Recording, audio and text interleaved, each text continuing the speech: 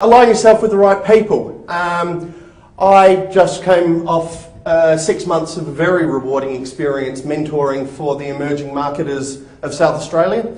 The fact I was mentoring someone 13 years older than me was also an interesting experience. But there are a lot of these industries and industry bodies out there that have programs that help connect you with highly useful and interesting and engaging people, and then bring everyone back together at the end of it to obviously meet and network with a wider group. So that's definitely somewhere you should be looking to start. About 20% of the people involved in this program were still students at the time that they began. So check that one out for sure. There's a number of other bodies. AMIA, which is the interactive marketing peak body as well, puts on a thing called MEGA, which is an opportunity to get involved in mobile advertising, mobile branding, and it's now stretched out from there as well. But it's a program that can be done, once again, quite intensively and hands-on with people who are already experts in the market. MEGA seem to claim that they get about a 20% employment rate with the people who mentor out of that scheme, so not a bad way to go about it as well. Get off of Seek. I had a look for digital jobs the other day just to see what we should be paying people, which is probably more than we pay them, but the number of jobs that were presented in an understandable or non-threatening way here in South Australia within the media marketing, especially digital space, are very low. The first thing I'd say is if you're using Seek, do not be intimidated by the fact it wants 5 years of experience, that it wants you to have done this. They're not going to get it. They're never going to get it. There are only 2 levels that are being hired at currently in South Australia, and that's right at the bottom and right near the top. Because there's a whole lot of people sitting at the intermediary 3 to 6 year level that are reasonably comfortable with what they're doing and know where they want to chase from there. So most of these jobs being advertised will already be filled before they hit the advertisement.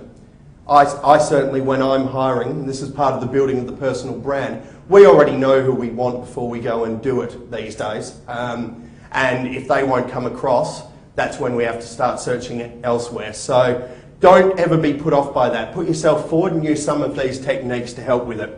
But moving aside from that, move beyond Seek. AdTown's a really good place to start if you're looking at media. It's a website that's called Where People Who Do Ads Go. It's run by a person called Sputnik. And as you can imagine with a name like that, he's got funny hair and is quite an interesting brand engagement, creative-y type that people like me that wear suits never quite understand, but we always like to have them around. So check out some things like that. There's plenty of industry-specific websites. There are recruiters that specialise within media, sales, brand, marketing, etc. as well out there that are fairly easy to find. The most important thing, and I'll explain why I've got 2 slightly scruffy looking drunks sitting in the back of a combi there in a minute. The most important thing, I think, though, is if you're going to try to pursue a job on personal brand and build personal brand, you have to be building that brand in something you love.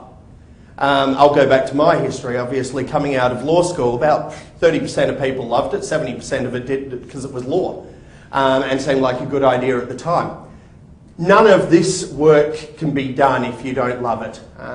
It won't work, you won't engage with it, you won't live it, you won't spend time researching and see what cool stuff is going on in the US. You'll turn up, you might be able to plan a schedule based on what you're told to do, but you'll never go a long way. It's quite a lifestyle, it's something that you need to be a part of. So, we take these 2 people. One, an actor from Pacific Drive. You're too young for that show, but look it up, it was a shocker. And the other was an investment banker. Neither of them liked doing what they were doing particularly. So they sourced... Work out which is which. Right. The one on the right was the one on the left, our right, was the actor, and the other one's the banker. But who these guys are, they're now known as the Quaff Boys, but they started off by setting up a little talk about wine network because they loved wine. They hadn't really thought about where this was going to go at that point of time. They had some business sense. They knew it had to go somewhere, because you don't do something for nothing when you're not working. But that came on and evolved to be probably South Australia's greatest success story in the social media sphere at the moment, and will be a multi-million dollar business, and is enjoyed in between playing table tennis and drinking wine in their warehouse office with a bar in the middle of it. So what made these guys happen was authenticity. And authenticity is where the personal brand starts. They talked to other people who liked what they liked in an honest and upfront way, and asked people to share as a community. Now, their original community, Quaff, got absolutely destroyed by Facebook, because people didn't want to be talking in the same way in multiple spaces. There were more convenient and easier ways to approach it, and Facebook became the norm de rigueur for social media for a period. So instead of being beaten, they adapted, and they went, well, video content is now a big thing. People are consuming video in YouTube through all sorts of bites. So let's produce, what do we want to do? Well, we'd like to go meet a whole lot of winemakers and drive around the countryside in a combi. All right, so they did that for a couple of years, producing web videos that started off too long at 15 minutes and ended up being about 4 minutes. Industry standard, in case you care, is that no one watches a video past 3 minutes in real terms online, unless they've sat down for a very specific reason, like it's a TED lecture or something like that. Do they get scared off if they see a YouTube with 7.5 minutes on it? They're not even clicking? Absolutely. They won't even look at it. Or if so, what we often find when we do videos on Adelaide Now is that if they're too long, people will scoot straight through to halfway and see whether anything interesting happened at that key point that they happen to select, which it never does, and then they leave. So bite-sized chunks is still the key to video. Upgrade them to bigger chunks, but give them a little bit at the time. And I'm dealing with a few chefs at the moment who can't quite understand that as we try to film things for them. The last 5.5 minute one was wrong. And that's the thing, is that short attention spans grab people. Personal brands the same. Grab them within the first couple of minutes that you talk to someone and engage with them. Be interesting. Watch them stay. Hopefully watch them buy you a few beers. So move to Road to Vino. Never going to be monetisable, but what it did for them is it got them sitting in the front room of every cellar door in Australia drinking wine. And it also gave them a very good reputation amongst all the winemakers who had built trust about these real people who were just coming out here to bring the joys of wine and their particular winery to the digital media world.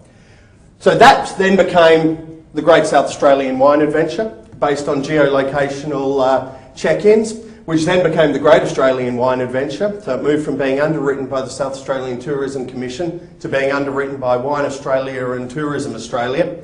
To get people out and talking about the cellar doors they're at. And finally it became Vino Mofo, which is a daily deals site for wine. And they're turning over just ridiculous amounts. We're talking 150 plus cases per day, which is a lot of booze to be moving. It's probably about 4 or 5 times what your local BWS or Facina would be doing per week, potentially. So all of that happened because at step 1 they had authenticity and just talked in processes. And these guys did it with no budget. They just understood the brand that they were trying to make of themselves, and they understood the medium with which they're connecting. And it now moves to, as I said, quite literally a multi-million dollar business that is still incredibly fun, and I'm still kicking myself for not saying, yes, I'll come over, when they weren't offering me much money. Which moves me on to another one of my brands.